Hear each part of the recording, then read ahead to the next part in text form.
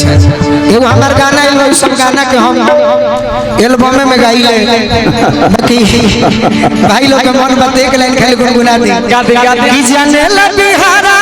ये गोरी आरा जिला घरवा अरे कोई के मडरवा धनी हो भाई निरंगा दरवा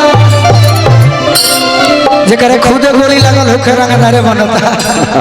ई गीत हर होगा सबके सुने खातिर और बड़े भाई लोग के मन से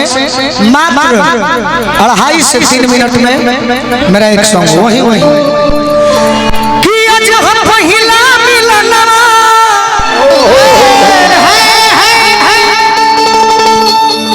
चिंटू भैया हमार बचपन से मनले बड़ा आशीर्वाद देले बड़ा साथ देले बड़ा आशीर्वाद ले लो कि आज हम पहिला मिलनवा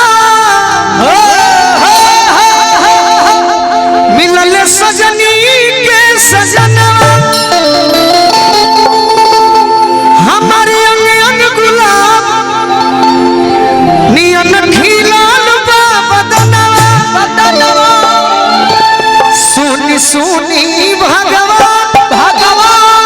अरे जन बिहान होके दी आज राजा जी के पुरवे में जवान होके दी आज राजा जी के पुरवे में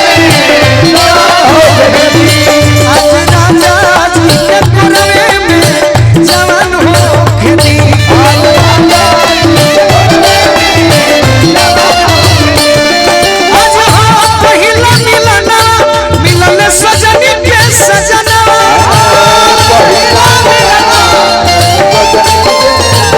हमारी अंग गुलाब नियन खिलाल बा बदना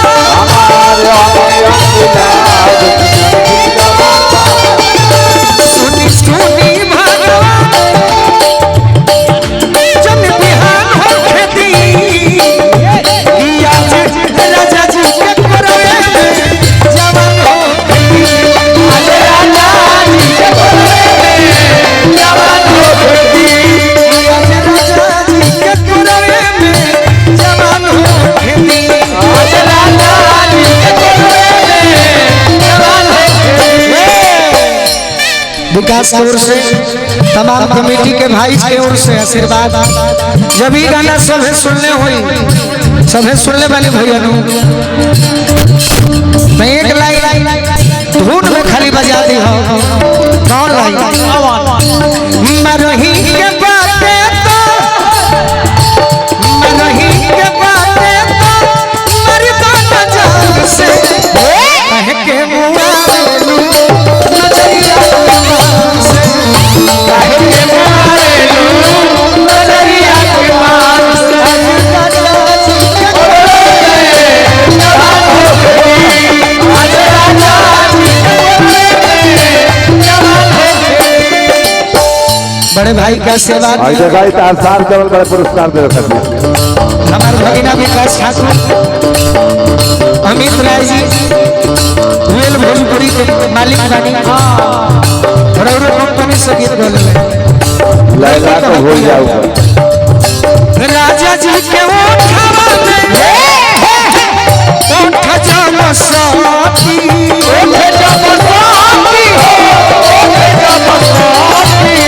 धुक धुक बोरी हमरा दिलवा के मोती धुक धुक बोरी हमरा दिलवा के मोती